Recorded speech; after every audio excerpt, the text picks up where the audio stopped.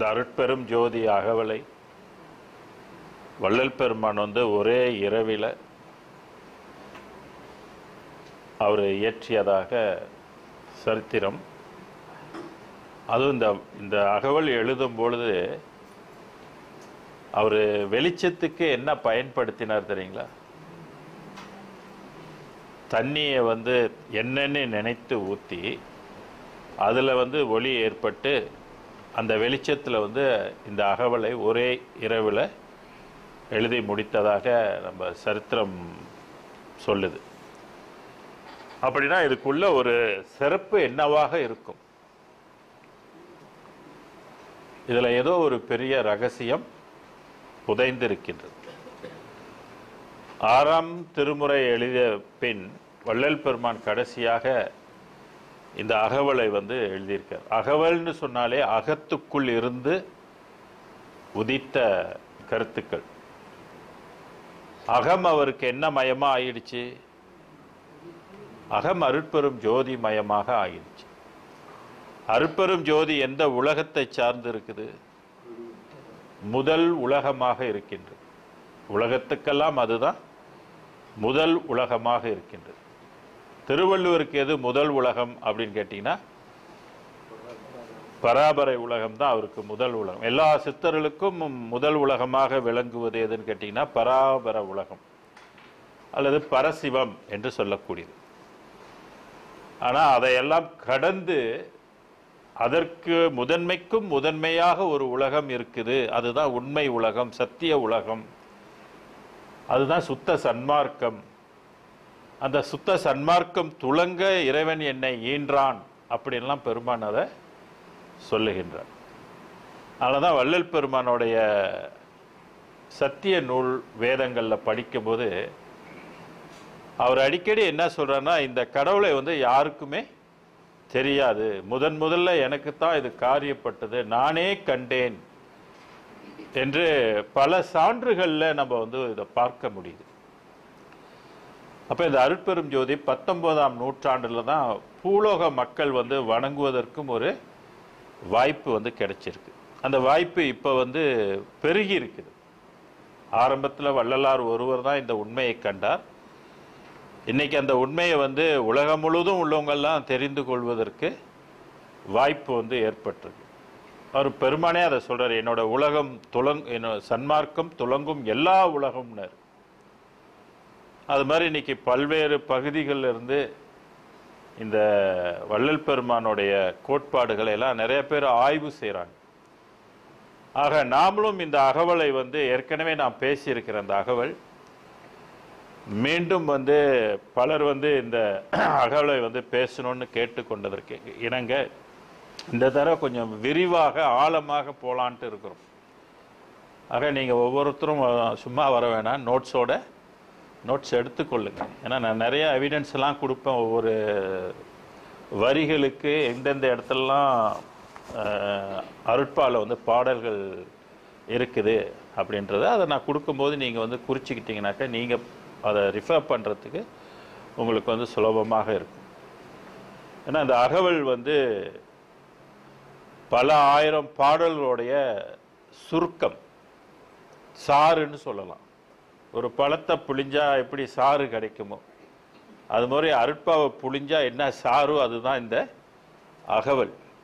இப்போ இதில் இருக்கிறத அருட்பாவுக்கும் தொடர்பு இருக்குமா அப்படின்னா நிச்சயமாக தொடர்பு இருக்கும். அப்போ அந்த தொடர்பு படுத்தி பார்க்கும்போது, படிக்கும் பொழுது, சிந்திக்கும் போது நம்மளுடைய கருத்து ரொம்ப ஆழமாகவும் ரொம்ப தெளிவாகவும் சில விஷயத்தை மறுக்க முடியாததாகவும் ஆயிரும், உண்மையாயிடும், சத்தியமாக ஆகிவிடும். ஸோ அந்த ரீதியில் தான் நம்ம இந்த அகவலை இப்போ பார்க்க போகிறோம், படிக்க போகிறோம். அது கம்பேர் பண்ணி படிக்கிறது. அருட்பாவுக்கும் இதற்கும் கம்பேர் பண்ணி எந்தெந்த பாடல்களை எங்கெங்கே எடுத்து இவர் சுருக்கி சொல்லியிருக்கிறாரு அப்படின்றத நம்ம ஆய்வு பண்ணி பார்க்க போகிறோம். இன்னும் இந்த வேதம் இறைவனால் அங்கீகரிக்கப்பட்ட வேதம் என்பதை எல்லாரும் கவனத்தில் வைத்துக்கொள்ளும். கடவுள் அருட்பெரும் ஜோதி ஆண்டவரே முதலாக இந்த வேதத்தை வள்ளலார் எழுதியதை இறைவன் அங்கீகரித்து விட்டார். இதுக்கு ஈடாக உலகத்தில் வேற எந்த வேதமும் கிடையாது அப்படின்னு சொல்றாரு. இந்த மாதிரி சொல்றதுக்கு உலகத்துல வேற ஞானிகளும் கிடையாது அப்படின்ற ஒரு வார்த்தையும் சொல்லியிருக்காரு. பாமாலை ஏற்றல் என்ற அதிகாரத்துல நீங்க போய் பார்த்தீங்கன்னாக்க கிட்டத்தட்ட ஒரு 11 பாடல் அதுல இருக்கும். அப்ப இதை எப்படி நம்ம வேல்யூ பண்ணணும் என்பது மிக மிக முக்கியம். உயிர் போன்று இதை வந்து நம்ம வேல்யூ பண்ணணும். ஏன்னா இது முழுக்க முழுக்க ஒரு உயிர் வாழ்க்கை பற்றி உள்ளது. அருட்பெரும் ஜோதியை சொல்லும் பொழுது வள்ளல் பெருமான் என் உயிருக்கு உயிரேன்னுவார், என் உயிருக்கு தாயேன்னுவார், என் உயிருக்கு தந்தையேன்னுவார், எனக்கு வந்து சர்க்குருவேன்னுவார். அப்ப தாய் தந்தையாக இருக்கின்ற இறைவன் நமக்கு என்ன கொடுத்திருக்கிறார்னாக்கா அகவலை கொடுத்திருக்கார். ஏன்னா வள்ளலார் சொல்றாரு, இது நான் எழுதல, என்னுள் இருந்து இறைவன் என்னைக்கு எடுத்து இயம்பினா நான் எழுதுனேன்னு சொல்வார். நான் உரைக்கும் வார்த்தையெல்லாம் நாயகனின் வார்த்தை, ஏன் உரைத்தேன் இரக்கத்தால் எடுத்துரைத்தேன் கண்டீர், நான் அடையும் சுகத்தினை நீவீர் அடையும் பொருட்டுன்னுவர். அப்ப இந்த மாந்தர் குலமெல்லாம் ஒரு உயர்ந்த இன்பத்தை உயர்ந்த வாழ்க்கையை அடையணும்னு பொருட்டு கடவுளே நமக்கு என்ன செஞ்சிருக்கிறார்னா இந்த அகவலை இறுதியாக கொடுத்திருக்கார், முடிவானதாக கொடுத்திருக்கார். ஏன்னா 5000 ஆண்டுகளுக்கு முன்பும் நமக்கு வந்து வேதங்கள் வந்திருக்கு. அந்த வேதங்கள் எல்லாம் சில அகவல்லாம் இருக்குது. இப்போ ஔவையாருடைய அகவல்னு இருக்குது, காகபுஜண்டருடைய அகவல்னு சொல்ல இருக்குது. ஸோ இது போன்ற சில அகவல்கள்லாம் இருந்தாலும் ஒரேடியாக 1596 வரிகள் கொண்ட அகவல் வந்து முதல்ல வந்து யார் எழுதுறாங்கனாக்க ஒரு நீண்ட அகவல் கொடுத்தது யாரு என்ற ஒரு பெருமை யாருக்கு சேரும்னாக்க வள்ளல் பெருமானுக்கே சேரும். அதுல யாரும் பேசப்படாத ஒரு கடவுளை அறிமுகப்படுத்துகின்ற பெருமை யாருக்கு சேரும்னாக்க வள்ளல் பெருமானுக்கே சேரும். காலத்துக்கு ஏற்ற மாதிரி ஒரு புதுமையான வேதத்தை உருவாக்கிய மகன்களிலே யாரு அப்படின்னு கேட்டாக்கா அதுவும் வள்ளலாருக்கே சேரும். அதை விட இன்னொன்னு, மற்ற அருளையெல்லாம் பெறுவதற்கு நம்ம வந்து மூச்சு பயிற்சி இதெல்லாம் செய்யணும். இது எந்த விதமான மூச்சு பயிற்சி இல்லாமல் ஓட்டோ சிஸ்டம் என்று சொல்லக்கூடிய தானாக இயங்குகின்ற தான் இயங்கியாக இந்த அருள் வந்து விளங்குவது. அந்த முதல்ல இயங்கிய பெருமை யாருக்கு சேரும்னாக்கா வள்ளல் பெருமானுக்கே சேரும், அவருக்குள்ள இருந்தது. அதனால தான் இந்த இன்பத்திலே பெரிய இன்பத்தை அடைந்த வள்ளல் பெருமான் இந்த இன்பம் உலகத்தில் உள்ளவங்க மற்ற ஆன்மாக்கள் எல்லாரும் பெற்று உய்ய வேண்டும் என்று தான் இந்த அகவலை நமக்கு கொடுத்திருக்கிறார். ஆக இதை வந்து வள்ளலாரே இறைவன் சொல்வார், இது வந்து பொன்னுக்கு ஒப்பானதுன்னு. பொன் எவ்வளோ மதிப்புடையதாக இருக்குமோ, பொன் எப்படி பாதுகாக்கப்படக்கூடியதோ அது மாதிரி இது பொன் ஒப்பதாம். ஒவ்வொரு வார்த்தையும் பொண்ணுக்கு ஒப்பானதாகும். அப்போ அதை நம்ம அதை வந்து ஆழமாக படிக்கணும், படித்ததை நம்ம வந்து நினைவில் வைத்து கொள்ளணும். அப்போ தான் நமக்கு வந்து தெளிவு கிடைக்கும். இந்த அருட்பெரும் ஜோதியை நல்லா விளங்கிக்கிட்டமாக்க அருளும் நம்ம நல்லாக புரிந்துக்கும். அறிந்தாரை அறிந்தானைன்னு சொல்வார். நம்ம அதை நல்லா அறிந்து கொள்ளணும் அப்படின்னாக்கா அகவலை நம்ம ஒரு முறைக்கு பல முறை படித்து கொண்டே இருக்கணும். இதெல்லாம் பத்திரிக்கை கிடையாது, கதை புக்கு கிடையாது. ஒரு தடவை படிச்சுட்டு தூக்கி போட்டு நான் அகவலை படிச்சுட்டேன் அப்படின்றது.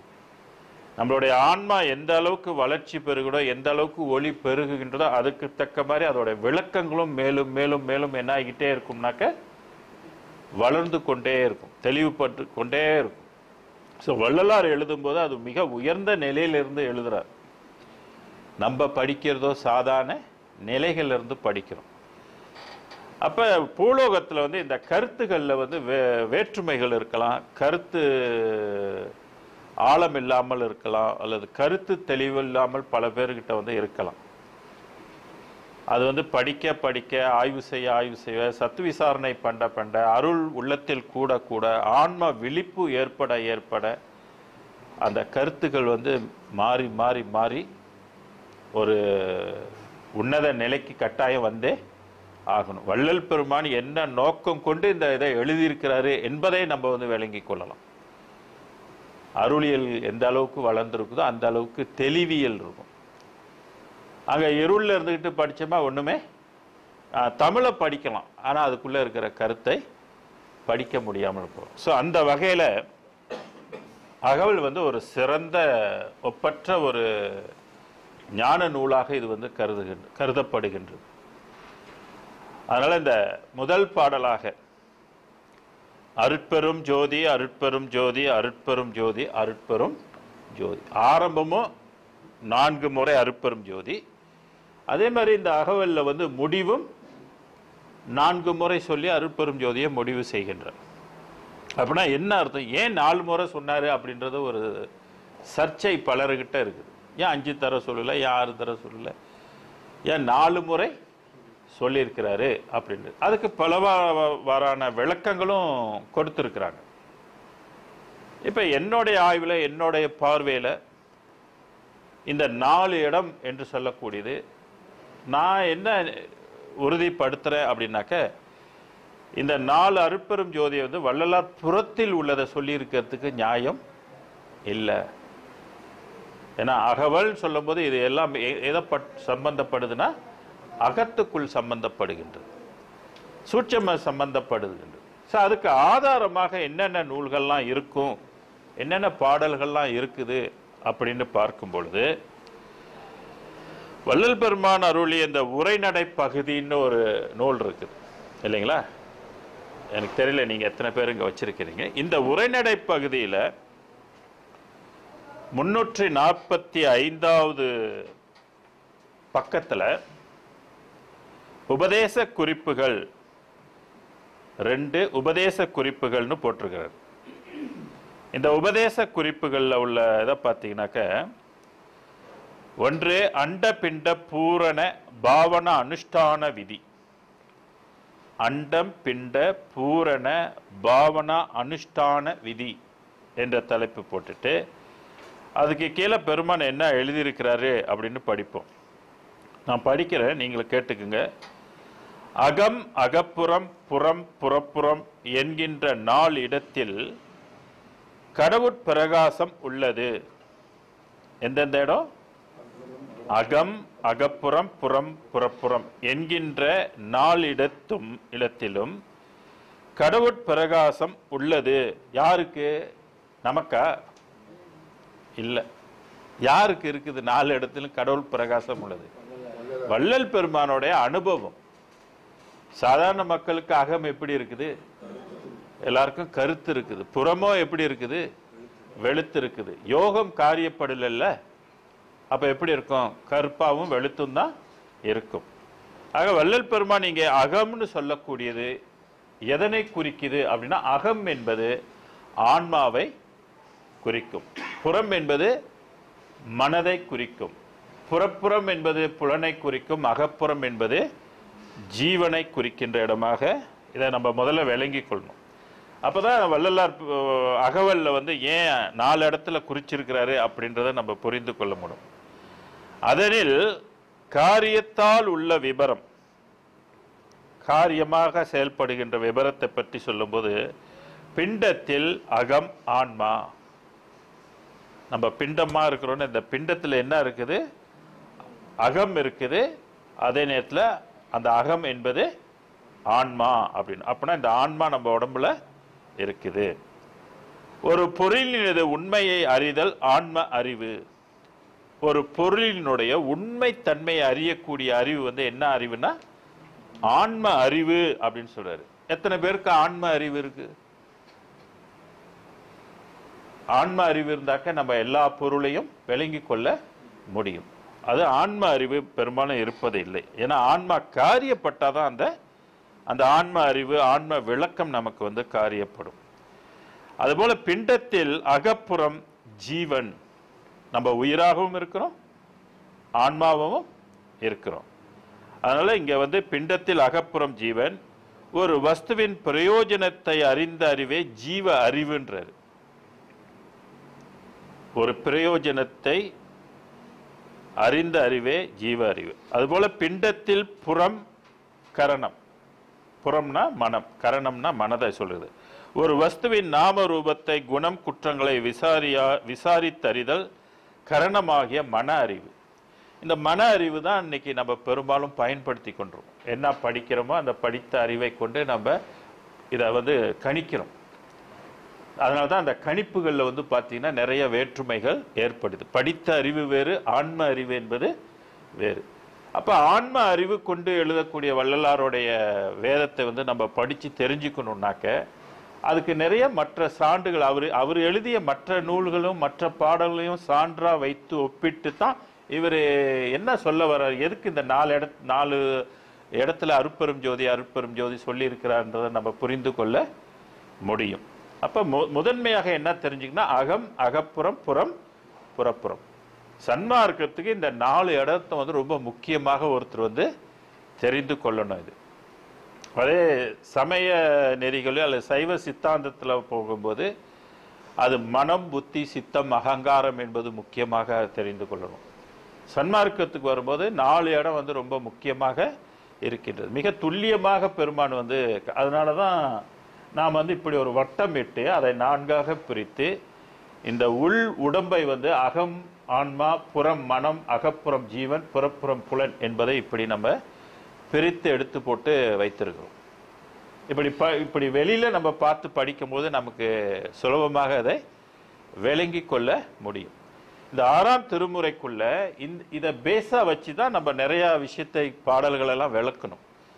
அதே மாதிரி இந்த வெளிகளையும் நமக்கு வந்து தெரியணும். பெருமான் சொல்றாரு இல்லையா, வெளிக்குள் வெளி கடந்து சும்மா இருக்கும் சுகம். அப்ப எத்தனை வெளிகள் கடந்து போகணும் அப்படின்றது தெரியணும். விரைந்து விரைந்து படி கடந்தேன் மேல் பல அமுதம் வியந்து உண்டேன்னு சொல்வார்.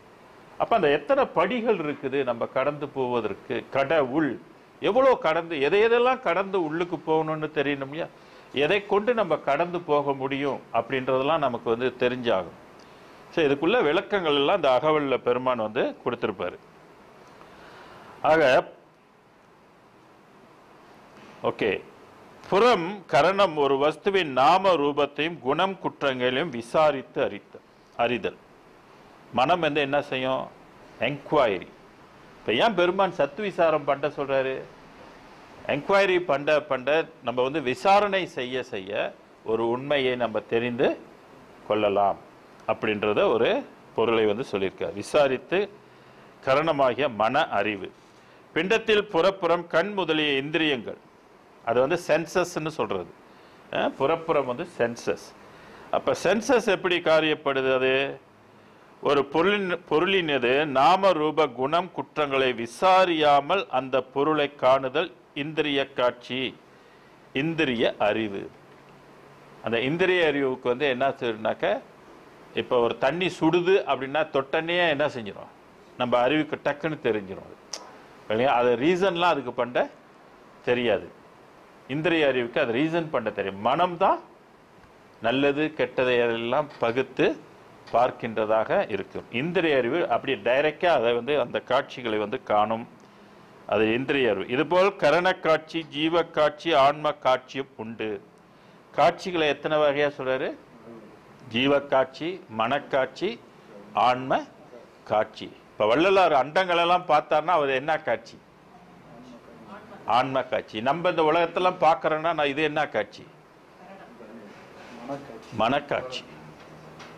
மனதில் இருந்து நம்ம பார்த்து கொண்டிருக்கிறோம். இந்திரிய காட்சிகளாக இருக்கின்றன. இதுபோல் கரண காட்சி, ஜீவ காட்சி, ஆன்ம காட்சியும் உண்டு. இதுபோல் அண்டத்தில் அகம் அக்னி, இதே மாதிரி புறத்தில் இருக்கிற அகத்தில் இருக்கிற மாதிரி அண்டத்திலையும் என்ன இருக்குது, அகம் இருக்குது, அகப்புறம் இருக்குது, புறம் இருக்குது, புறப்புறம் இருக்குது. அது என்ன அப்படின்னு சொல்றாரு பாருங்க. அண்டத்தில் அகம் அக்னி. அப்ப அண்ட சராசரங்கள் முழுவதும் என்ன இருக்குது, அக்னி இருக்குது. அண்டத்தில் அகப்புறம் சூரியன். இப்ப நம்மளாம் எந்த குடும்பத்துக்கு கீழே இருக்கிறோம், சூரிய குடும்பத்துல இருக்கோம். அப்ப சூரியனுக்கும் நமக்கும் சம்பந்தம் இருக்கா, இருக்குது. அண்டத்தில் புறம் சந்திரன். அண்டத்தில் புறம் சந்திரன். அப்ப சந்திரனுக்கும் நமக்கும் சம்பந்தம் உண்டா? அப்ப இது எப்படி சம்பந்தமா இருக்கு சொல்லுங்க. சந்திரன் வந்து மனம், உடல் காரகன் சொல்லுவாங்க. சூரியன் வந்து ஆத்மா காரகன் அப்படின்னு சொல்றது. அண்டத்தில் புறப்புறம் நட்சத்திரங்கள். நட்சத்திரத்துக்கும் நமக்கு சம்பந்தம் இருக்கா? ஒவ்வொரு ஆளும் இந்த பூமியில பிறக்கும் போது நிச்சயமா நட்சத்திரத்துல எந்த நட்சத்திரத்துல நீங்க பிறக்கிறீங்க, கோயிலுக்கு போனா அர்ச்சனை பண்ணா நட்சத்திரம் சொல்றோம் இல்லையா. அப்ப சூரியன் லக்கணம், லக்கணத்தை வச்சுதான், சூரியனை வச்சுதான் லக்கணம் கனெக்ட் பண்ணுவாங்க. சூரியன் ஒவ்வொரு மாசமும் எங்க இருக்கும்? ஒவ்வொரு மாதத்துல ஒவ்வொரு வீட்டில் இருக்கும். எத்தனை வீடு மொத்தம்? 12 ராசிகள் இருக்கு. ஒவ்வொரு மாதம் ஒவ்வொரு ராசியில இருக்கும். அந்த ராசியில ஒரு நாள் நீங்க எத்தனை மணிக்கு பிறக்கிறீங்க என்பது அந்த காலையில நீங்க பிறந்த சூரியனுடைய டைமை வச்சு தான் உங்களுடைய லக்கணத்தை கண்டுபிடிப்பான். லக்கணம் தான் உயிர், லக்கணம் தான் பிரெயின் ஆப்ரேட் பண்ற கிரகம் சொல்றது. லக்கணத்தை எந்த கிரகம் பார்க்குது, எந்த கிரகம் உட்கார்ந்து இருக்குது, அதுதான் அவங்களுடைய மூளையை இயக்குகின்ற தெய்வம் அப்படின்னு சொல்லுவாங்க. அது ஆக வள்ளல் பெருமான் இந்த மூன்றையும் சொல்லியிருக்காரு. ஏற்கனவே அகம் அகப்புறம் சொல்லிட்டு, புறத்திலையும் சொல்லிட்டு, அகத்திலையும் சொல்லிட்டு, இப்ப நட்சத்திரங்களையும் சொல்றாரு. ஆகவே பிண்டத்தில் 4 இடம், அண்டத்தில் 4 இடம், ஆக 8 இடத்திலும் கடவுள் பிரகாசம் காரியத்தால் உள்ளது. கடவுள் வேலை செய்யற இடமா எத்தனை இருக்கு? 8 இடம் இருக்குன்னு சொல்றாரு. அண்டத்துல 4, பிண்டத்துல 4 இடம், மொத்த 8 இடங்கள்ல இப்படி காரியத்தால் இருக்கின்றது என்று சொல்றது. காரணத்தால் இடம், காரணத்தால் இப்ப எங்க இருக்குது? காரியமா 8 இடம், காரணமாக எங்க இருக்குது? எத்தனை இடம்? பிண்டத்தில் புருவமத்தி, பிண்டத்தில் அது புருவமத்தி, அண்டத்தில் பரமாகாசம். அப்ப இறைவனோட, அதனால்தான் புருவ மத்தியில் நம்மளை ஞாபகத்தை வைக்க சொல்கின்றார். புருவத்தில் ஞாபகம் வைக்க வேண்டும் முக்கியமாக. அண்டத்தில் பரமாகாசம், அதாவது பெருவெளின்னு சொல்றது. காரியமாய் உள்ள இடம் 4. பிண்டத்தில் விந்து, நாதம், அண்டத்தில் மின்னல், இடி, சர்வ யோனி இடத்தும் விந்து விளக்கமாகிய மின்னல் இடத்தும் நாத விளக்கமாக இடி இடத்தும், இதல்லாது பாரோடு விண்ணாய் பரந்ததோர் ஜோதி என்றும், ஜோதியுள் ஜோதியுள் ஜோதியாயும் மேற்குறித்த அகமாகிய ஆன்ம பிரகாசமே ஞான சபை. அந்த பிரகாசத்துக்கு உள்ளிருக்கும் பிரகாசம் கடவுள். அந்த உள்ளொளியின் அசைவு நடம், இதுதான் ஞானகாச நடம் என்றும், அசைவுற்றதே நடராஜர் என்றும் ஆனந்த நடனம் என்றும் சொல்லுகின்றது.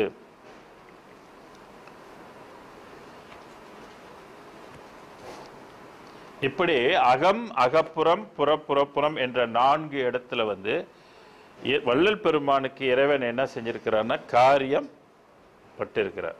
இல்லைங்களா? இப்படி 4 இடத்துல காரியப்படுவதற்கு எத்தனை காலம் பூஜை செய்யணும்னு சொல்லியிருக்கிறாரு? 6 கால பூஜை செய்யணும்னு இருக்கிறார். இந்த 6 கால பூஜை செய்யும் போது இறைவனுடைய அருள் நம்மளுடைய அகத்துக்குள்ள கலக்கும், புறத்திலையும் கலக்கும், புறப்புறத்துல கலக்கும், அப்புறம் அகப்புறத்திலையும் கலக்கும். இப்படி 4 இடத்துலையும் கலந்தால் என்ன மயமா ஆயிடும்? அகம், அந்த இன்ன பாடின்னு சொல்றது என்ன மயமா ஆயிடும்? எல்லாமே அருஜோதி மயமாக விளங்கும்.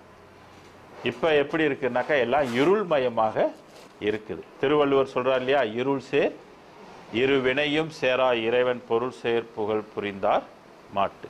அப்ப நம்ம இருளாக இருக்கும், அருள் உள்ளுக்கு புகுந்து காரியப்பட்டுச்சுன்னா எல்லாமே அருட்பெரும் ஜோதிமயம். அப்ப ஆன்மாவும் அருட்பெரும் ஜோதிமயமா மாறிடும், மனமும் ஜோதிமயமா மாறி போயிடும், ஜீவனும் ஒளிமயமாக அருட்பெரும் ஜோதியாக மாறும், புலன்களும் அருஜோதி மயமாக இருக்கும் போதுதான் கடவுளை பார்க்க முடியும், கடவுளுடைய ஓசையை கேட்க முடியும், கடவுள் மேல இருக்கிற வாசத்தை நுகர முடியும், கடவுளை தொட்டும் பிடிக்கவும் கட்டி அணைக்கவும் முடியும்.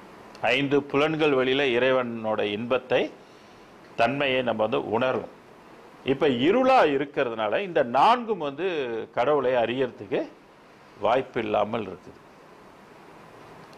சோ வள்ளல் பெருமான் அவருக்கு 4 இடத்துல இறைவன் காரியப்பட்டதுனால தான் இந்த முதல் பாடல்லையே அகவல் விளக்கும் பொழுது அவருக்கு அகமும் அகப்புறமும் புறமும் புறப்புறமும் அருஜோதி மயமாக இருக்கின்றது. அந்த இறைவனை நான் போற்றி முதல் வரியில வைக்கின்றார். நான் இதற்கு சான்று எங்கிருந்து எடுக்கலாம்? ஓகே, அகவல்குள்ள நீங்க போய் அகவல் என்ற அருட்பா என்ற நூல்ல 338வது பாடல்களை போய் எடுத்து பார்ப்போம். 338 யாரும் புக்கு வைத்திருந்தாக்க நீங்க அதை ரிஃபர் பண்ணி பாருங்க. அந்த பாடல்ல என்ன சொல்லப்பட்டிருக்குது? 12 ஆண்டு வள்ளலார் எத்தனை ஆண்டு தவம் செய்தாரு அப்படின்னு சொல்றாரு. 12 ஆண்டு தொடங்கி நான் இற்றை பகல் வரை அடைந்தவை எல்லாம் உன்னின்று உரைத்தால் உளப்புறாது, அதனால் ஒரு சில வார்த்தை உரைத்தனன். 12 ஆண்டு நான் பட்ட பாடெல்லாம் சொல்லணும்னா முடியாது, நேரம் இல்லை, காலம் இல்லை, அதை எழுதி முடிக்க முடியாது. அதனால ஒரு சிலத்தை நான் முக்கியமா சொல்ல வேண்டியதை நான் உங்களுக்கு சொல்லுகின்றேன் அப்படின்றாரு. எனினும் ஒரு சில உரைத்தனன் எனினும் என் உள்ளத்து அகத்தும் புறத்தும் உட்புறத்தும் இயல் புறப்புறத்தினும் விளங்கி. சரியா வந்துருச்சா? பாருங்க, எல்லாம் சொல்லணும்னா என்னால முடியாது, ஆனா என்ன சொல்லணுமோ உனக்கு முக்கியமா நான் சொல்ல வேண்டியதை சொல்றேன் அப்படின்னு சொல்லிட்டு எதை சொல்லுகின்றார்? இறைவன் தன்குள் கலந்தது. அதுதான் ரொம்ப ரொம்ப முக்கியம். அதுக்கு என்ன பேரு? யோகம். என்ன யோகம்? அது சிவ யோகம். திருவிளங்க சிவயோகம் விளங்கணும். அப்ப இந்த சிவயோகம் எப்படி சித்தர்கள் மாற்றி செய்யற வாசி பயிற்சியானாக்க இது இல்லை. வள்ளலாருக்குள்ள இது எப்படி கலந்தது? தானா கலந்தது, கருவிலே கலந்து கொண்டது. அப்ப இந்த பாடல் நமக்கு நல்ல ஒரு சான்று. என் உள்ளத்து அகத்தும் புறத்தும் உட்புறத்தும் இயல் புறப்புறத்தினும் விளங்கி மன்னிய ஜோதி யாவும் நீ அறிந்த வண்ணமே வகுப்பதன் நினைக்கின்றது. எல்லாம் இறைவன் அறிந்த வண்ணமாகவே இருக்குது, இதுல நான் வகுப்பது என் என்று கேட்கின்றார். அப்ப இது ஒரு நல்ல சான்று. அதுபோல் மற்றொரு சான்று 385வது பாடலை எடுத்துக்கொள்ளுங்க.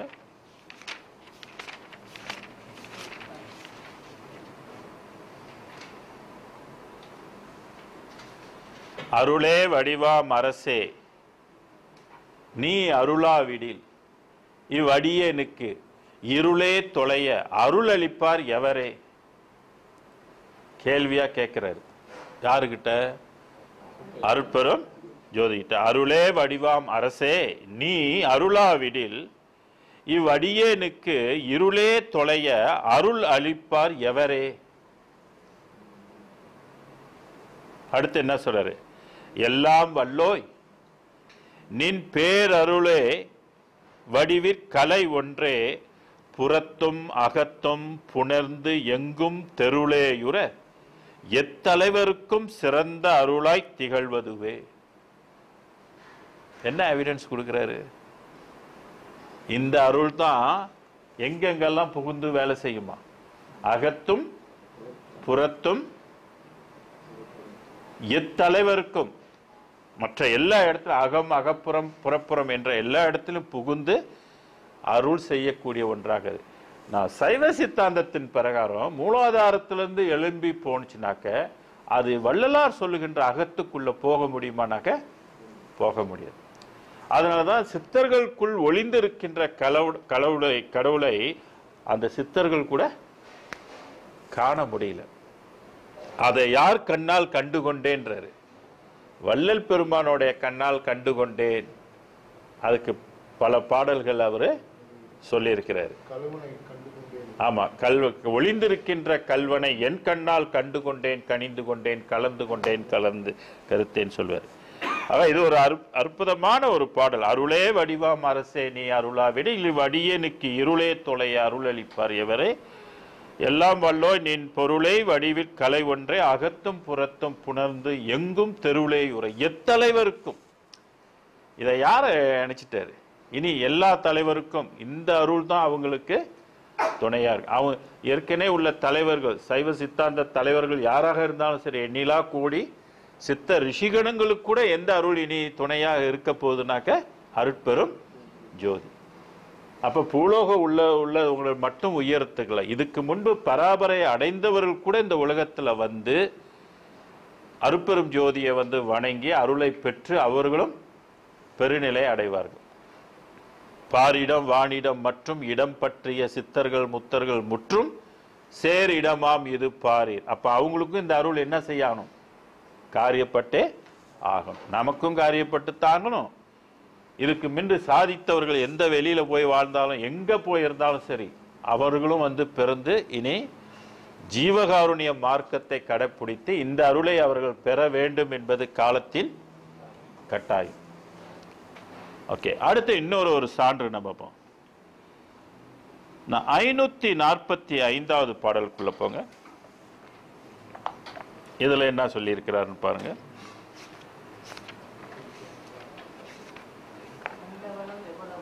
அண்ட அளவு எவ்வளவோ அவ்வளவும், அவற்றில் அமைந்த சராசர அளவு எவ்வளவோ அவ்வளவும், கண்டதுவாய் ஆங்கவைகள் தனித்தனியே அகத்தும் காண்புறத்தும் அகப்புறத்தும் புறப்புறத்தும் விளங்க. அண்ட அளவு எவ்வளவோ அவ்வளவும், அவற்றில் அமைந்த சராசர அளவு எவ்வளவோ அவ்வளவும், அவ்வளவும் கண்டதுவாய் ஆங்கவைகள் தனித்தனியே அகத்தும் காண்புறத்தும் அகப்புறத்தும் புறப்புறத்தும் விளங்க. விண்தகுப்பேர் அருட்ஜோதி பெருவெளிக்கு நடுவே விளங்கி ஒரு பெருங்கருணை கொடி நாட்டி அருளாம் தந்தகுவோர் தனிச்செங்கோல் நடத்தி மண்டி நடக்கும் தனியரசே என் மாலை தாளில் அணிந்தருளே என்றார். 4 இடத்துல என்ன கலந்திருக்கு? அகம் அகப்புறம். நான் இதெல்லாம் எதுக்கு சான்றாக கொடுக்குறேன்னா, இந்த 4 இடம் வந்து ஒரு பெரிய சர்ச்சை இருக்குது. இது எதுக்கு இந்த 4 எல்லாம் வெளியில எங்கெங்கயோ உள்ள ஜோதியை சொல்லிக்கிட்டு இருக்கிறாங்க. இது முழுக்க முழுக்க நமக்குள்ள இருக்கின்ற அகம் அகப்புறம் அப்படின்னு சொல்லப்படுது. நான் அடுத்து 5-4 5-5-9 சாரி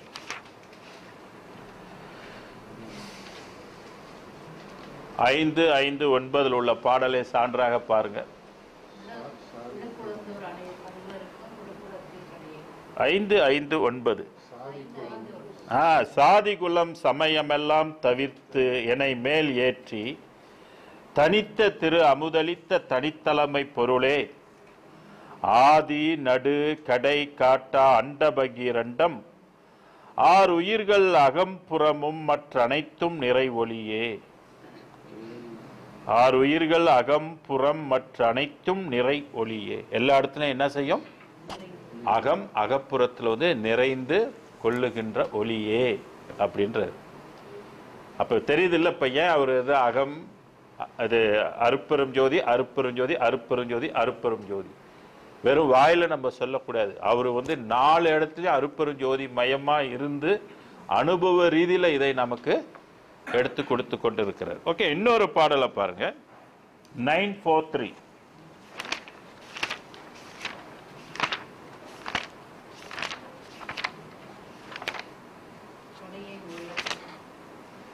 கடையேன் உள்ள கவலையெல்லாம் கலற்றி. மனிதனா இருந்தா என்ன இருக்கும்?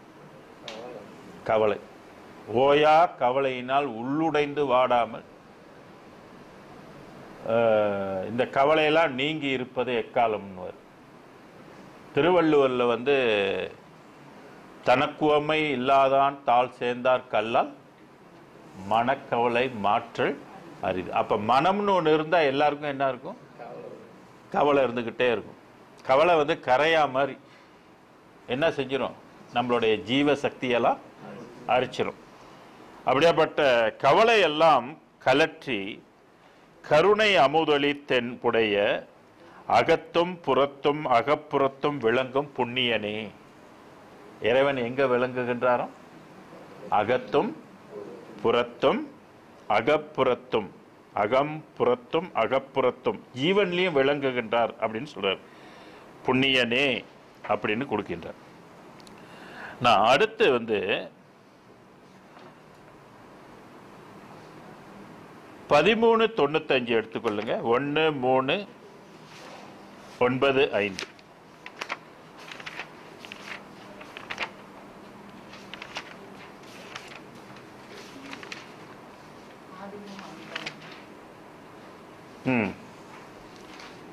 ஆதியும் அந்தமும் இன்றி ஒன்றாகி அகம்புறம் அகப்புறம் புறப்புறம் நிறைந்தே. எத்தனை பாடல்ல வந்து பெருமான் வந்து தன்னுடைய அகத்திலையும் புறத்திலையும் வந்து இறைவன் நிறைந்து கொண்டான் என்றதுக்கு எவிடன்ஸ் கொடுக்கிறார், சான்று. ஆதியும் அந்தமும் இன்றி ஒன்றாகி அகம்புறம் அகப்புறம் புறப்புறம் நிறைந்தே ஓதியும் உணர்ந்தும் இங்கு அறிவரும் பொருளே. உளங்கொள் சிற்சபை நடும் விளங்கும் மெய்ப்பதியே ஜோதியுட் ஜோதியின் முதலும் தான் ஆகி. இது எத்தனாவது ஜோதி? இது முதல் ஜோதி. இந்த ஜோதியை தான் இதுவரையில யாரும் காணலை. அருட்பெரும் ஜோதி வந்து முதல் ஜோதியாக சூழ்ந்தனை வளர்க்கின்ற சுந்தர அமுதே அப்படின்னு சொல்றாரு. ஸோ இதெல்லாம் வந்து ஒரு ரொம்ப முக்கியமான சான்றுகள். அதுபோல 13:42 பாருங்க.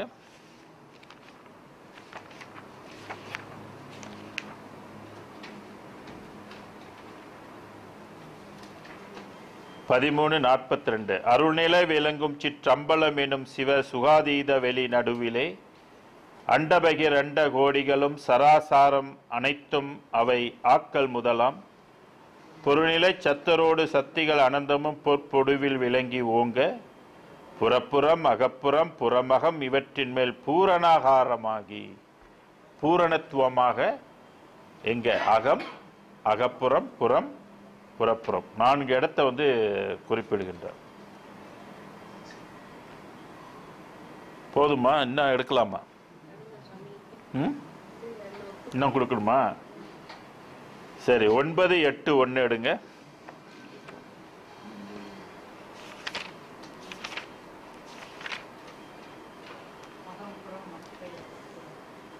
அகம்புறம் மற்ற அகப்புறம் புறத்தே அடுத்தினம் புறப்புறம் 4 டைரக்டா ரொம்ப வெளிச்சமா தெளிவாக இதை சொல்றாரு.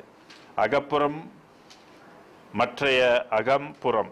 அகம்புறம், அகம்னா ஆன்மா, புறம்னா மனம், அகப்புறம்னா ஜீவன், அடுத்து புறப்புறம் சென்சஸ். இகந்ததும் இல்லை ஓர் ஏக தேசத்தால் இறையும் இங்கு எண்ணியதுண்டோ. நான் 4 இடத்துலயும் வந்து வேற தெய்வத்தை வணங்கியது இல்லை அப்படின்னு சொல்றாரு. என்னோட அகமும் அகப்புறமும் புறமும் புறப்புறமும் அருட்பெரும் ஜோதியையே நினைந்திருந்தது அப்படின்னு சொல்றாரு. ஸோ இப்படி இந்த பாடலையும் உறுதிப்படுத்துது. அப்புறம் 5:4-9 போய் பாருங்க.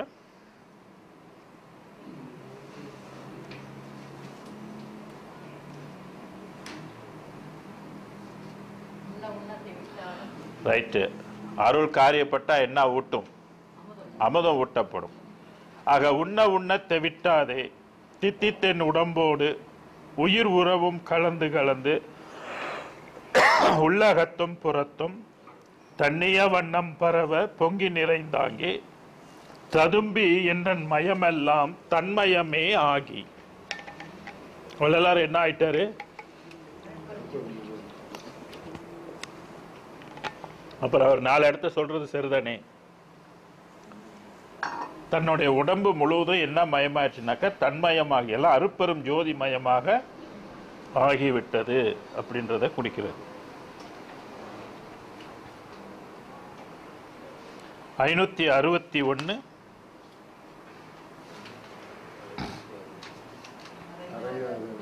பெருங்காற்று அடித்தாலும் சிறிதும் அசையாதே அவியாதே அண்டபகிரண்ட துறையாவும் பிண்ட வகை துறை முழுதும் விளங்க தூண்டாதே விளங்குகின்ற விளக்கே மறையாதே குறையாதே கலக்கமும் இல்லாதே மயக்காதே பணிக்காதே வயங்குகின்ற மதியே இறையாய் எவ்வுயிர் அகத்தும் அகப்புறத்தும் புறத்தும் விளங்கும் நடத்தரசே என் இசையும் அணிந்து அருளே. இப்படி நிறைய பாடல்களை என்ன செய்யலாம்னாக்க நம்ம சான்றாக எடுத்துக்கிட்டே போகலாம். நிறைய இடத்துல இந்த மாதிரி சொல்லிக்கிட்டு இருக்கிறாரு. அப்ப இந்த அகம் அருட்பெரும் ஜோதி அருட்பெரும் ஜோதி என்று சொல்லக்கூடியதுல நமக்குள்ள இந்த மாதிரி இருக்குதா இல்லையா? நமக்கு அகம் இருக்குதா இல்லையா? அகம் இருக்கு. அப்படிப்பட்ட அகம் தான் எப்படி இருக்குன்றாரு. வள்ளலார் இந்த உலகத்துக்கு எதுக்கு வந்தாராம்? எல்லாரோட அகமும் ஆன்மா வளர்ச்சி இல்லாமல் இருக்கின்றார்கள். அப்ப என்னதான் வளர்ச்சி ஆயிருக்குது? உடல் வளர்ந்திருக்குது, மனம் வளர்ந்திருக்குது, உலகில் அறிவு வளர்ந்திருக்குது, பொருள் வளர்ச்சி சில பேர்த்திட்ட வளர்ந்திருக்குது இல்லையா? ஆனா வளர வேண்டிய எது வளரல? ஆன்மா வளரல. எவ்வளோ வைட்டமின் சாப்பிட்டாலும் நியூட்ரிஷன் எல்லாம் சாப்பிட்டாலும் உடம்புக்கு தான் அது சேருது, ஆன்மாவுக்கு அது சேர மாட்டேனுது.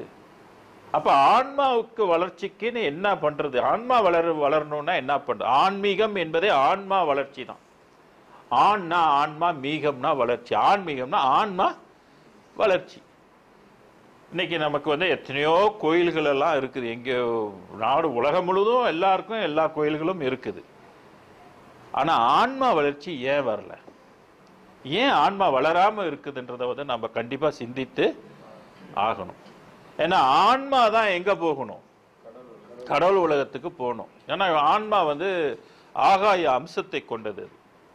அது மண் தத்துவம், மண் தத்துவத்துக்குரிய மண் தத்துவத்துக்குள்ள இந்த ஆன்மா இருக்குது இல்லைங்களா? மண் வந்து உடம்பு தத்துவம். இந்த உடம்பை ஆளுகின்றது, உடம்புக்கு டிரைவர் மாதிரி யார் இருக்கிறான்னு கேட்டாக்க ஆன்மா இருக்கு. ஆன்மா இல்லாத உடம்பு என்ன ஆயிரும்? பிணமாயிரும். இந்த ஆன்மா விழிப்பு அடையணுன்றதுக்காக சைவ சித்தாந்தம் என்ன நமக்கு சொல்லி இருக்குது? ஒரு புறத்துல நம்ம வந்து சிவராத்திரிக்கு என்ன பண்ணுவோம்? கண்ணு முழிச்சிருப்போம். கண் முழிச்சிருந்தா எங்க போவோமா? சிவலோகம் போவோமா? உண்மையா? சிவலோகம் போகணும்னா என்ன முழிச்சிருக்கணும்? அப்படி ஆன்மா விழித்து பெற்றவர்கள் கூட சிவலோகம் எந்த சிவலோகம் வரைக்கும் போயிருக்கிறாங்க? பராபரை வரைக்கும் போயிருக்கிறாங்க. சிவனை பார்த்திருக்கிறாங்க. சிவன் லோகத்துக்கு போயிருக்கிறாங்க. ஆனா அருப்பெரும் ஜோதி உலகத்துக்கு அவனால் போக முடியல. அப்ப அகத்துக்குள்ள இன்னொரு அகம் இருக்குது. அந்த அகம் இந்த இவங்க போன சிவலோகத்தை கடந்தாதான் அதுக்கு அங்கிட்டு இருக்கிற சிச்சபையில் விளங்குகின்ற சிவம் தெரியும். அப்ப அகத்துக்குள் அகம் இருக்கு. அந்த அகம் விழித்திருக்கணும். அந்த அகம் ஏன் விழித்திருக்கல அப்படின்னாக்க வள்ளல் பெருமான் அதுக்கு என்ன சொல்றாரு அப்படின்னு கேட்டீங்கன்னா, மனிதன்கிட்ட ஜீவகாருண்ய பயிற்சி இல்லை அப்படின்னு சொல்றாரு. ஏன்னா அந்த அகம் விழிப்புக்கு என்ன மெயினா இருக்கணும்? ஜீவகனால் தான் ஜீவகாருண்யமே கடவுள் வழிபாடுன்னு சொல்றாரு. எங்கே கருணை இயற்கையில் உள்ளன அங்கே விளங்கிய அருட்பெரும் சிவமேன்றாரு. யாரே எனினும் இறங்குகின்றார்க்குன்னாரு. சீரை அளிக்கும் சிதம்பர சிவமே. தவம் செய்கின்றோர் ஊனே புகுந்த ஒளியேன்றாரு. யாரு தவம் செய்யறாங்களோ அவங்க ஊனுக்குள்ள இறைவன் புகுந்த அருள் செய்வான் அப்படின்லாம் சொல்றாரு. அப்ப இது வந்து நம்மளுடைய அகம் வந்து காரியப்படணும் அப்படின்னாக்க வேற எந்த வழியிலையும் இந்த அகம் வந்து நம்ம அதை வளர்க்க சாத்தியமே இல்லை. ஜீவகாருண்யம் தான் இதற்கு மூல காரணமா இருக்கு. அப்ப தயவு நெறியை நம்ம பெருக்க உயிர்கள் பால் நம்ம எப்பொழுதும் தயவு காட்டுவதற்கு நம்ம வந்து ஒரு பயிற்சியாக அதை வந்து செய்து கொள்ள வேண்டும் என்பது தெரியுது. ஏன்னா கருணை இருக்கிற இடத்துல தான் இறைவனுடைய இந்த அருளை நம்ம பெற முடியும். இல்லைன்னா இந்த அகம் என்ன செய்யாது? வளர்ச்சி பெறாது. இன்னொரு காரணத்தை சொல்றாரு. அந்த அகம் ஏன் வளரலன்னா, மாமிசம் உண்டு கொண்டு இருக்கிறவங்களுக்கு இந்த அகம் எக்காலத்திலையும் வளராது. அதனால அவங்களை பிரிச்சறாரு, புற இனத்தார்னு ஒதுக்கி வச்சிடறாரு. ஜாதியிலையோ படிப்புலையோ பணத்திலையோ அழகுலையோ நிறத்திலையோ ஒதுக்கல, சாப்பாட்டுல வச்சு ஒதுக்கிடுறாரு. உண்மைதானே? அப்ப சாப்பாட்டுல வந்து ரெண்டு இது, நீங்க என்ன சாப்பிட்றீங்கன்ற ஒரு இது இருக்குது. நீங்கள் எல்லா மாமிச உணவை கொன்று சாப்பிட்டுக்கிட்டே இருந்தா நிச்சயமாக அகம் என்றுமே காரியப்பட போவது இல்லை. இதை 2000 ஆண்டுகளுக்கு முன்பே நமக்கு திருவள்ளுவரும் சொல்லியிருக்கிறார். இவன் பராபரை அருளுக்கு போவதற்கு கூட மாமிச உணவு வந்து அதுக்கு தடை என்று சொல்றார். தன் ஊன் பெருக்கத்திற்கு பிரிதொரு ஊன் முன்பான் எங்கனம் ஆளும் அருள். அப்ப அதுக்குள்ள இன்னொரு அகம் இருக்குது, இன்னொரு ஒளி உடம்பு பெறணுமே, இன்னொரு உலகம் இருக்குது. அந்த உலகத்துக்குள்ள போறதுக்கு ஒளி உடம்பு வேணும்னாக்க எப்படி அருட்பெரும் ஜோதி அருள் காரியப்பட சான்ஸ் இருக்குதா? அதனால பெருமான் சன்மார்க்கத்துல வந்து பார்க்கும்போது கொலையும் புலையும் கட்டாயம் தவிர்க்க வேண்டும். நீங்க மற்ற உயிர்களை கொல்லுகின்ற இயல்பு உடையவர்களாக இருந்தால், அந்த பாவ காரியத்தை செய்கின்றவர்களாக இருந்தால் கட்டாயம் அகம் வளராது. அப்ப அகம் வளரலன்னா இனி எத்தனை கோடி ஜென்மம் எடுத்தாலும் பிறவியை நீங்க ஒழிக்கவே முடியாது. சிவவாக்கியார் சொல்வது போல, ஓடி ஓடி ஓடியே உட்கலந்த ஜோதியை நாடி நாடி நாடியே நாட்களும் கழிந்து போய் வாடி வாடி வாடிய மாண்டு போன மாந்தர்கள் கோடி கோடி கோடியே எண்ணிறைந்த கோடியே.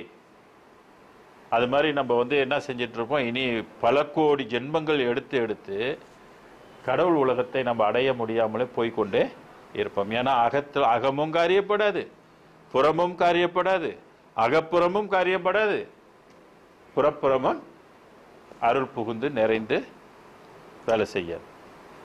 அப்ப அந்த வாழ்வு என்ன வாழ்வு? சாதாரண மனித வாழ்வு. ஆன்மா வளர்ச்சி இல்லாத ஒரு எது போல எதுக்கு ஆன்மா வளர்ச்சி பெற முடியாது? எந்தெந்த உயிர்கள் ஆன்மா வளர்ச்சி பெற முடியாது? 5 அறிவு உள்ள உயிர்கள், மிருகங்கள் ஆன்மா வளர்ச்சி பெறுவதற்கு அதுக்கு வாய்ப்பில்லை. மனிதனுக்கு வாய்ப்பு இருந்தும் அவனும் அந்த வாய்ப்பை பெற்றுக்கொள்ளல, அதுக்கு முயற்சி செய்யல. அப்ப மனிதன் யார் போல வாழ்றான்? மிருகம் போல வாழ்ந்துகிட்டு இருக்கான். அதான் மனிதரிலே பறவை உண்டு, விலங்குண்டு, கல்லுண்டு, மரமும் உண்டுன்னார் ஒரு சித்தர். மனிதரிலே நீர்வாழ் ஜாதி உண்டு, அநேக குல மனிதர் உண்டு. மனிதரிலே மனிதர் உண்டு, வானவரும் மனிதராய் வருவதுண்டுன்னார். வான்வெளியில இருக்கிறவங்களும் இந்த உலகத்துக்கு மனிதராக வருவதுண்டு. மனிதரிலே பிறப்பறுக்க வந்ததே அருமை என வகுத்தார் முன்னோர். பிறப்பை வந்து அறுக்கணும், பிறவாமை நம்ம ஆகணும். மண்ணுலகத்துல பிறந்த நாம் விண்ணுலகத்துக்கு போகணும். அப்படி விண்ணுலகத்துக்கு போகணும் போது கண்டிப்பா நம்மளுடைய அகமும் அகப்புறமும் அருள் புகுந்து காரியப்படும்.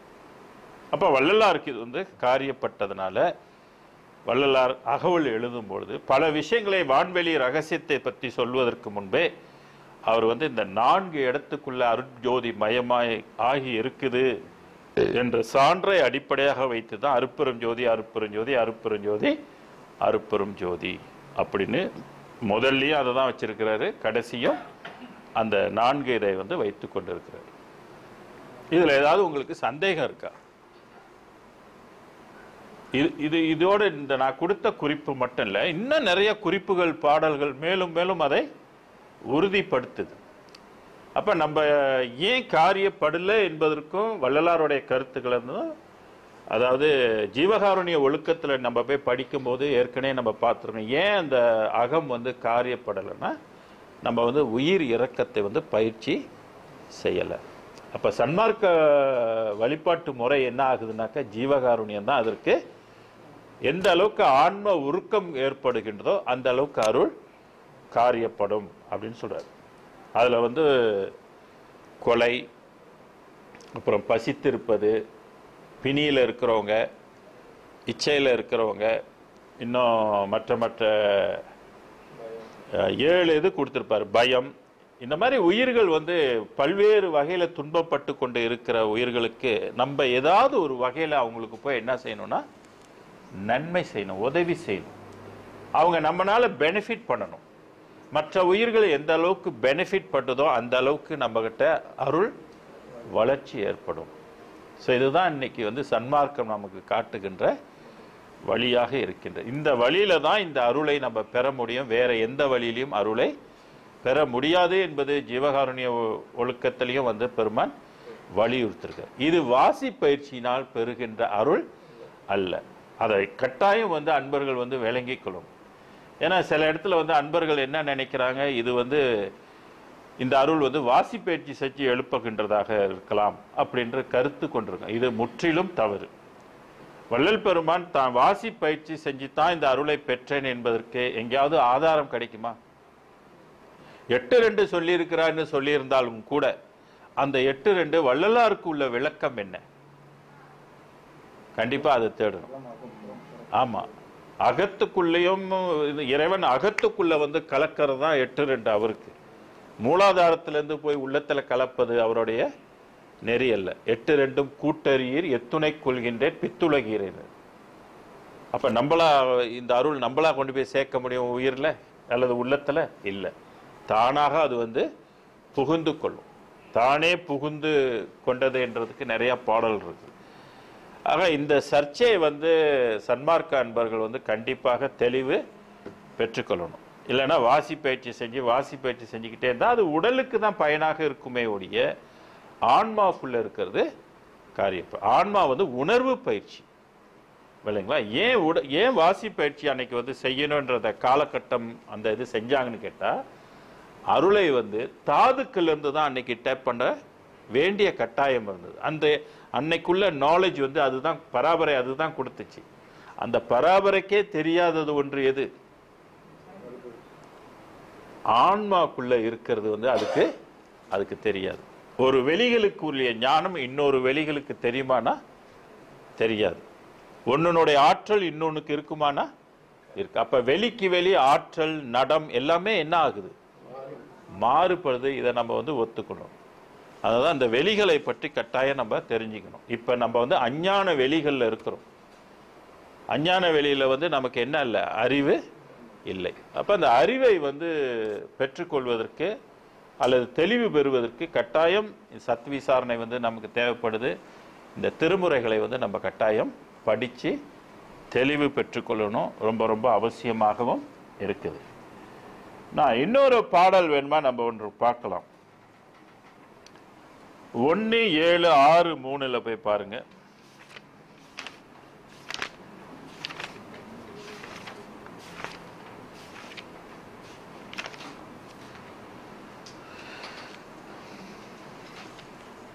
இது வந்து மெய்யருள் வியப்பு என்ற ஒரு தலைப்புல வருகின்ற பாடல். நெடுநாள் முயன்றும். யாரு நெடுநாள் முயன்றும்? யாரெல்லாம் நெடுநாள் முயன்றாங்க? பல கோடி வள்ளலாருக்கு முன்பு பல கோடி பேர் கடவுளை நெடுநாள் நெடு ஆண்டுகள் பல கோடி ஆண்டுகள் வந்து முயன்று காண்டர் கரிய நிலையை காட்டியே என்றார். நெடுநாள் முயன்றும் காண்டர் கரிய. அப்ப கண்டாங்களா இல்லையா? எதை காணல? அருட்பெரும் ஜோதியை காணல. அப்ப கண்டது ஒன்று இருக்குது. அது கண்டது அருட்பெரும் ஜோதி அல்ல. காண்டற்கு அரிய நிலையை காட்டியே. அப்படின்னா இந்த நிலையை இதுவரையில யாரும் காட்டல. நிறைந்த அகத்தும் புறத்தும் சூழ்ந்தாய் ஒளியை நாட்டியே. இறைவன் அகத்திலையும் புறத்திலையும் சூழ்ந்தார் அப்படின்னு சொல்றாரு. ஒளியை நாட்டியே. ஒளியை வந்து அந்த இடத்துல வந்து செலுத்தினார். நடு நாடியனின் அருளுக்கென்மேல் என்ன நாட்டமோ, அந்த இறைவனுக்கு என்மேல் என்ன நாட்டமோ, நாய்க்கு தவிச்சு தனைனின் தனக்கிங் இதுவோர் ஆட்டமோ. நாய் போன்று தவித்து கொண்டு இருந்த என்னை இறைவனுடைய அருளாட்டம் என்னை ஆட்டி இந்த நிலைக்கு வந்து உருவாக்கியது அப்படின்றத இந்த இடத்துல வந்து சுட்டி காட்டுகின்ற. அடுத்து 18-11 பாருங்க.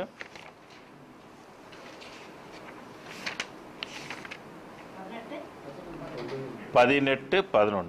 அருளும் பொருளும் பெற்றேன் அடியனாகி நானுமே அஞ்சேன் மாயை வினைக்குட் ஒரு சிற்றளவுதேனுமே இருளும் நிறைத்து கூற்றை துரைத்தி அருட்சிற் ஜோதியே எந்தன் அகத்தும் புறத்தும் விளங்குகின்றது என்ன நீதி.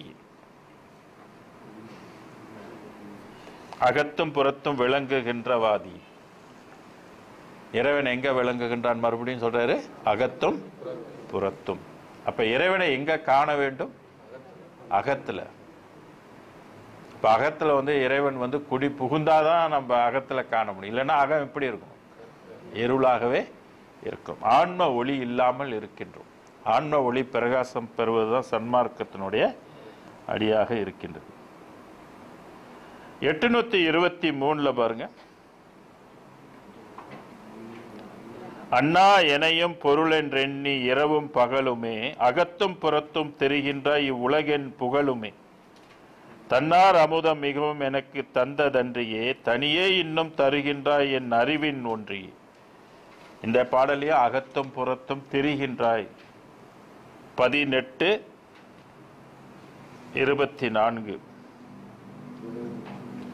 சரி, 19-92 போய் பாருங்க.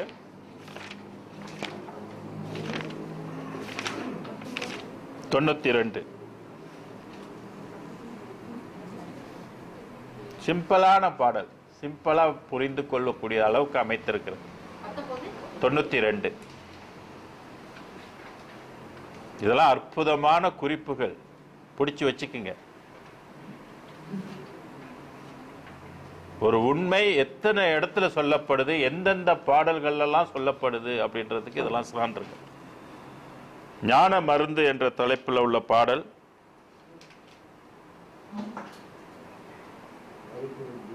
அருட்பெரும் ஜோதி மருந்து என்னை ஐந்தொழில் செய்தற் கழித்த மருந்து பொருட்பெரும் போக மருந்து என்னை புறத்தும் அகத்தும் புணர்ந்த மருந்து. இறைவன் என்ன சொன்னார்? புணர்ந்து கொண்ட. புணர்தல் என்பது கலந்து கொள்வது, புணர்ச்சி அப்படின்னு சொல்றது.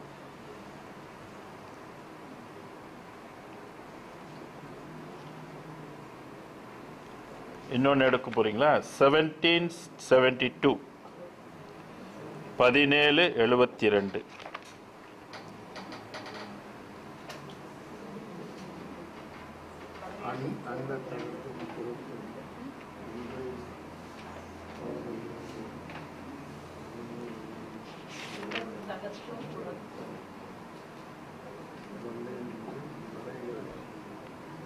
அண்டத்தகத்தும் புறத்தும் உண்டன் ஆணை சொல்லுதே, அவனே எல்லாம் வல்லான் என்று மறைகள் சொல்லுதே, பிண்டத்து அகத்தும் புறத்தும் நிறைந்த பெரிய ஜோதியே, பேயேன் அளவில் விளங்குகின்றது என்ன நீதியே.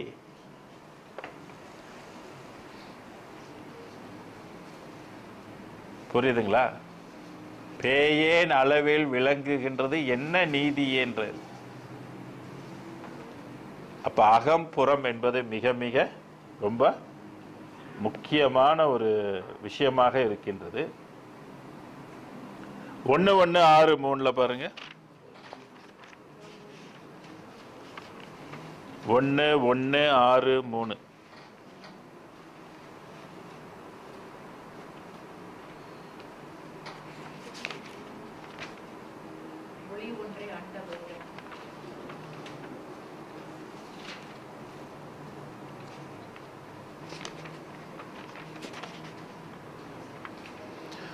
ஒளி ஒன்றே அண்டபகிரண்டமெல்லாம் விளங்கி ஓங்குகின்றதண்டி அண்டபகிரண்டங்களிலும் வெளி நின்ற சராசரத்தும் அகத்தினோடு புறத்தும் விளம்பும் அகப்புறத்தினோடு புறப்புறத்தும் நிறைந்தே. எத்தனை இடம்? 4 இடம். எத்தனை பாடல்கள்? அகத்தினோடு புறத்தும் விளம்பும் அகப்புறத்தினோடு புறப்புறத்தும் நிறைந்தே. ஒளி நின்ற இருள் நீக்கி இளங்குகின்ற தன்மை உலகறியும் நீ அறியாதென்று கண்டாய் தோழி, தளி நின்ற ஒளிமயமே வேறில்லை எல்லாம் தான் எனவே ஆகமங்கள் சாற்றுதல் சத்தியமே. 1:1:8 எடுத்து பாருங்க.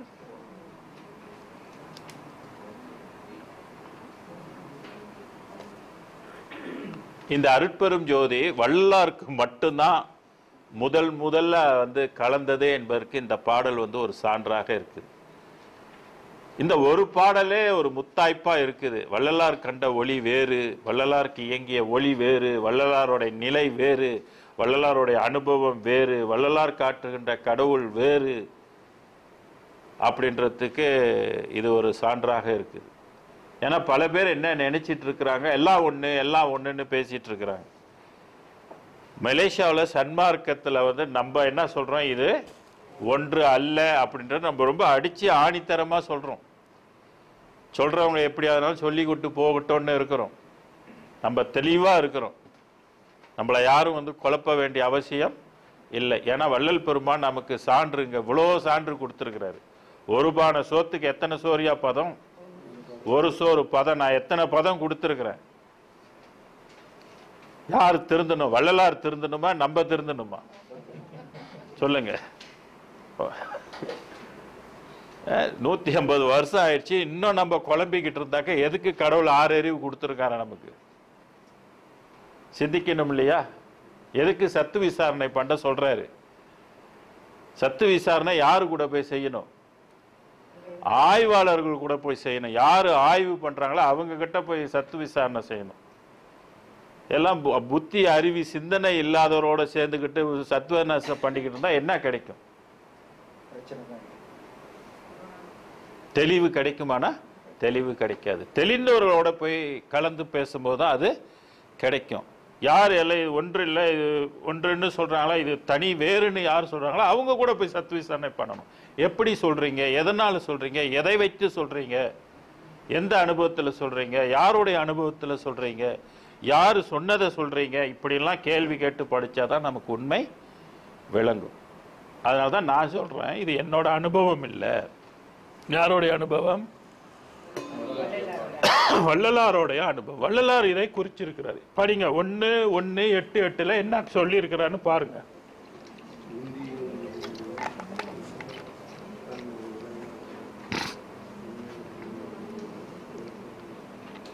மான் முதலாம் உள்ள வழக்கெல்லாம் தீர்த்து அருளி. மான் சொன்னாலே என்னது? மாயில. மான்னா உயர்ந்த வழக்கம் எல்லாம் தீர்த்துன்னா முடித்து.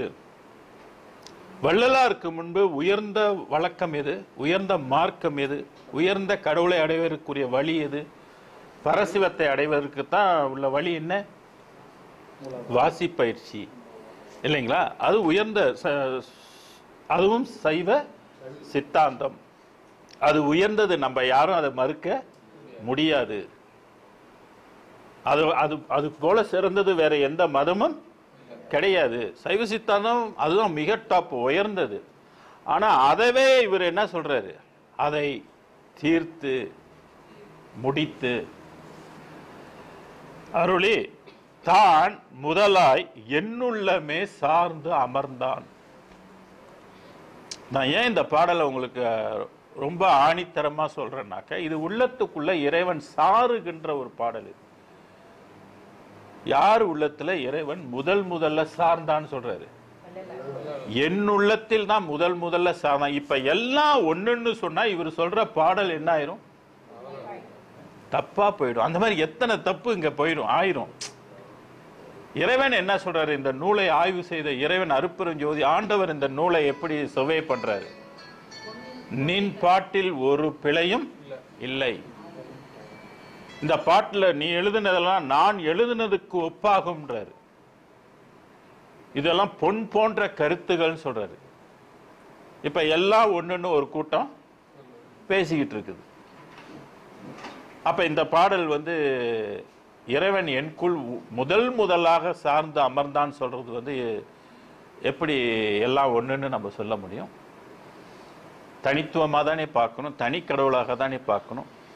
அதனாலதான் வள்ளல் பெருமான் சொல்றாரு, இதுவரையில யாரும் உண்மையை கண்டதில்லை அப்படின்னு சொல்றாரு. இது முதல் நான் தான் இதை கண்டேன்.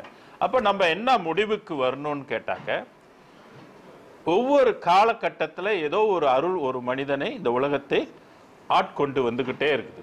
அந்த வகையில 19ஆம் நூற்றாண்டுல இதுவரையில யாரும் ஆட்கொள்ளாத ஒரு அருள் ஒளி வள்ளல் பெருமானை ஆட்கொண்டு.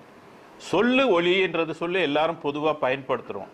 ஆனா அந்த ஒளிகள்ல பல நிலைகள் இருக்குது. ஏன்னா நம்ம நிலைகள் தெரியாதனால எல்லாம் ஒளி சொல்லு தானே ஒளி அப்படின்னு எல்லாம் ஒளின்னு நம்ம நினைச்சிட்டு இருக்கோம்.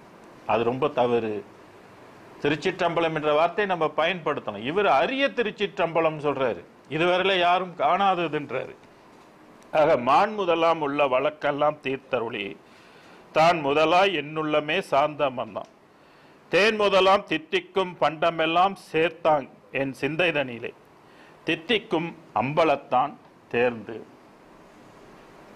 தித்திக்கின்ற இறைவன் சொல்றாரு.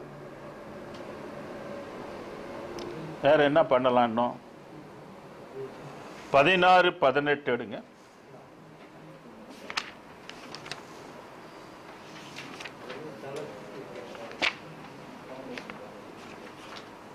பதினாறு 18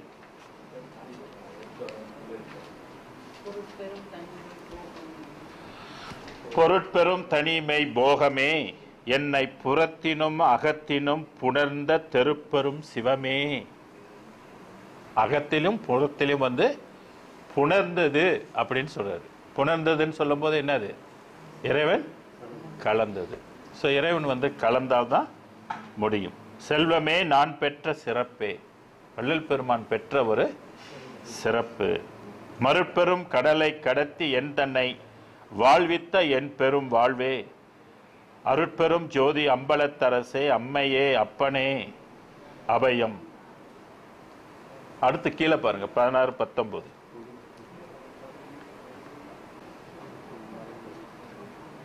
இந்த பாடலாம் நான் ஏற்கனவே உங்களுக்கு கொடுத்திருக்கேன். பொருட்பெரும் மறைகள் அனந்தம், ஆகமங்கள் புகழும் ஓர் அனந்தம், மேற்பொண்ட தெருட்பெரு வெளி மட்டளவிலா காலம் தேடியும் காண்கிலா சிவமே. இதுவரையில யாரும்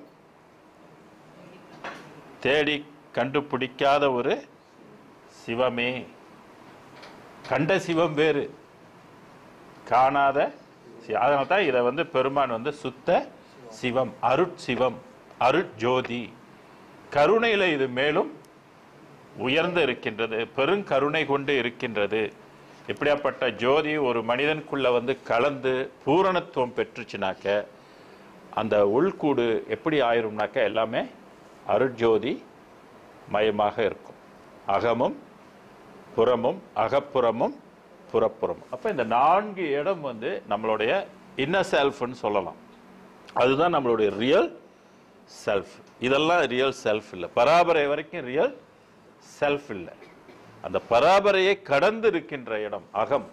அந்த அகத்துக்குள்ள அருள் ஒளி கலந்தாதான் நம்ம ரியல் செல்ஃபுக்கு போக முடியும், இல்லைன்னா போக முடியும். வள்ளல் பெருமான் இந்த ரியல் செல்ஃபை போய் அடைந்ததுனால தான் அந்த 4 இடத்துல அருட்பெரும் ஜோதி, அருட்பெரும் ஜோதி, அருட்பெரும் ஜோதி, அருட்பெரும் ஜோதி அப்படின்னு கொடுத்துருக்கு.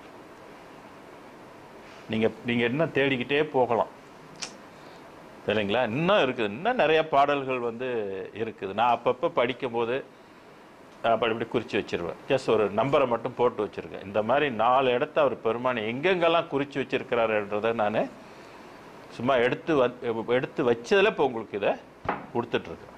இப்போ இன்னும் நிறையா இருக்குது இல்லைங்களா? அதான் முதல்ல சொன்னேன், ஒரு பானை சோத்துக்கு ஒரு சோறு தான் பதம். நான் இத்தனை பாட்டு எங்கெங்கே பெருமான் கொடுத்துருக்கிறாரு அப்படின்றத எடுத்து கொடுத்துருக்குறேன். ஏன் இதெல்லாம் எடுத்து கொடுக்குறேன்னா நமக்குள்ள வருங்காலத்தில் குழப்பம் வரக்கூடாது. வள்ளல் பெருமானோட கடவுள் தனி கடவுள் என்ற கொள்கையை நம்ம வளர்த்துக்கொள்ளணும். பிடிக்கலையா நம்ம அது வேற விஷயம்.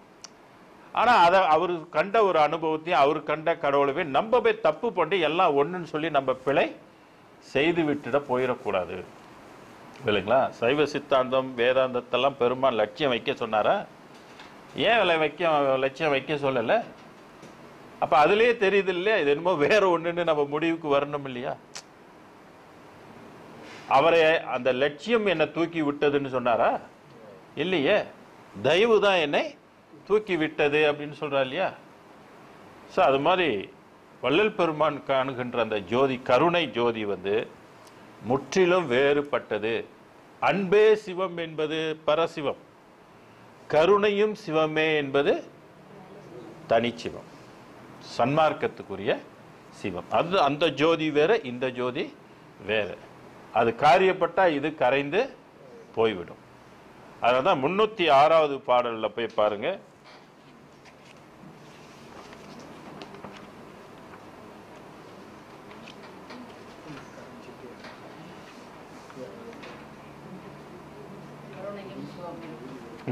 என்ன சிவத்தை பெறணுமா? கருணையும் சிவமே பொருளென காணும் காட்சியும் பெருக மற்றெல்லாம் மருள் நெறி என எனக்கு நீ அறிவித்த வண்ணம் பெற்றிருக்கின்றேன். இப்போ வள்ளலாருடைய கடவுள் வேறு தானே. அன்பும் சிவமும் 2 என்பார் அறிவிலார்னு திருமூலர் சொன்னார். இவர் கருணையும் சிவமும் பொருளென காணும் காட்சியும் பெருக மற்ற எல்லாம் மருள் நெறி என எனக்கு அறிவித்த வண்ணமே பெற்றிருக்கின்றேன். இருள் நெறி மாயை வினைகளால் கலக்கம் எய்தியதென் செய்வேன் என்றாய், தெருநிலை இன்றி கலங்கினேன் எனினும் சிறுநெறி பிடித்ததொன்றில்லையே. நான் சிறுநெறி பிடிக்கவில்லை, பெருநெறியை தான் பிடித்தேன். அப்ப அந்த பெருநெறியை சொல்லுகின்ற மார்க்கம் எது? சன்மார்க்கம். இதை நம்ம ரொம்ப தெளிவா இருக்கணும். தெரியலன்னா கேட்டு மேலும் மேலும் தெரிஞ்சுக்கணும். ஏன்னாக்க இது முற்றிலும் ஒரு தனி வாழ்வு, தனித்துவமான ஒரு வாழ்வு. வேற எந்த உலகத்துக்கும் இது இதுவரையில சான்றோர்கள் சென்ற இடத்துக்குட்பட்ட வாழ்வுக்குரிய நெறி அல்ல. இது அதையெல்லாம் தாண்டி போகின்ற ஒரு வாழ்வு. இப்போ அந்த வாழ்வை பற்றி இன்னும் என்னென்னலாம் சொல்லியிருக்கிறாரு அப்படின்றத அடுத்த வாரத்தில் 2வது பாடலுக்கு நம்ம போவோம். அருட்சிவ நெறிசார் அருட்பெரு நிலைவாழ் அருட்சிவ பதியான் அருட்பெரும் ஜோதி. இப்போ நம்ம எங்க வாழ்ந்துகிட்டு இருக்கிறோம்? பூமியில, மண்ணில் வாழ்ந்துகிட்டு இருக்கிறோம். இந்த மண்ணில் வாழ்ந்துகிட்ட வாழ்வு முடிவான வாழ்வா ஒரு ஆன்மாவுக்கு இல்லை. அது ஓரறிவிலேருந்து தாண்டி கீண்டி 2ல் 2லேருந்து தாண்டி 3க்கு 3லேருந்து 4க்கு 4லேருந்து 5க்கு 5லேருந்து இப்போ 6 அறிவு உள்ள மனித இது பெற்றிருக்கிறோம். அவ்வளோதான். இதுதான் முடிவு என்று சொன்னால் அது மடமையாகும். 6க்கு வந்த நிலைதான் நம்ம என்ன செய்ய முடியும்? அறிவை பெற்று தெளிவு பெற முடியும்.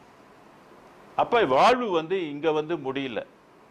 இதோட வாழ்வு நமக்கு முடியல. ஏன் வாழ்வு முடியலன்னா, ஆன்மா இந்த பூமியில வாழ்வதற்காக வரல. அது ஆன்மா எங்க வாழ்வதற்காக உள்ளது? விண்ணுலகத்துல வாழ்வதற்காக அது உள்ளது. மண்ணுலகத்துல அதுக்கு உள்ள பரிணாம வளர்ச்சியில மனிதனா வர்றதுதான் அதுக்கு சரியான ஒரு விண்ணுலக போவதற்கு இந்த மனித வாழ்வு மிக மிக அவசியம். ஆக நம்ம அந்த வாழ்வை பெற்றிருக்கிறோம் இல்லைங்களா? எதற்காக பெற்றிருக்கிறோம்? கடவுளுடைய நோக்கம், நம்மளை படைத்ததனுடைய நோக்கம் என்ன? பெருமான் அதை சொல்லியிருக்காரு. விண்ணப்பத்தை நம்ம படிச்சிருக்கோமே, பெரு வாழ்வு வாழ்வதற்கு தான் இறைவன் நம்மளை படைத்திருக்கிறான். இன்னும் அந்த பெருவாழ்வை அந்த இடத்தை அவன் யாருக்குமே கொடுக்கல. முதல்ல யாருக்கு கொடுத்திருக்கிறாரு? வள்ளல் பெருமானுக்கு கொடுத்திருக்கிறார். அப்ப இதுக்கு முன்பு போனவங்களாம் ஏமாந்துட்டாங்க. ஏன்னா அவங்க காலத்துல அங்கத்தான் போகணும் என்பது அவங்களுக்குரிய விதி. ஆனா இன்னைக்கு நமக்கு அப்படி அல்ல. நம்ம அவங்க வாழ்க்கையும் கடந்து போகலாம். அதனால காலத்துக்கு ஏற்ற மாதிரி உள்ள அருளியலை நம்ம தெரிந்து நம்ம வாழ்க்கை போவதற்கு, மேலான வாழ்க்கை வாழ்வதற்கு நமக்கு உரிமை இருக்குதா? உரிமை இருக்குதா? இருக்கு. அந்த உரிமையை நம்ம பெற்றுக்கொள்ளணும்னாக்க எந்த கடவுளை போய் வணங்குறது? ஆமா, கத்தி கப்படாலெல்லாம் வச்சிருக்கிற சாமியெல்லாம் போய் கும்பிட்டாக்க வழங்க முடியாது இல்லைங்களா? புலை உண்கின்ற தெய்வங்களெல்லாம் வணங்கித போக முடியாது. சிறு தெய்வங்களெல்லாம் போய் வணங்க முடியாது. பெருநிறை வாழ்வுக்கு அருட்பெரும் ஜோதி தான் துணை. அதை பற்றி நம்ம அடுத்த வாரத்தில் இப்படி விரிவா பார்ப்போம். சான்று, எத்தனை சான்றுகள் வாழ்வை பற்றி சொல்லி இருக்கிறாங்க. சித்தர்கள் சொன்ன வாழ்வு எந்த உலகம், வள்ளலார் சொல்லுகின்ற வாழ்வு எந்த உலகம் அப்படின்றத நம்ம அடுத்த வாரத்தில் கண்டினியூ பண்ணுவோம். நன்றி, வணக்கம், வாழ்க. அருட்பெரும் ஜோதி அருட்பெரும் ஜோதி தனிப்பெரும் கருணை அருட்பெரும் ஜோதி திருவருட்பிரகாச வள்ளலார் தெய்வ திருவடிகளே சரணம். சர்க்குருநாதா சர்க்குருநாதா, சன்மார்க்க சங்கம் தலைக்க அருள்தாதா, கொல்லா நெறியே குவளையமெல்லாம் ஓங்குக, எல்லா உயிர்களும் இன்புற்று வாழ்க, வள்ளல் மலரடி வாழ்க வாழ்க, வள்ளல் மலரடி வாழ்க வாழ்க.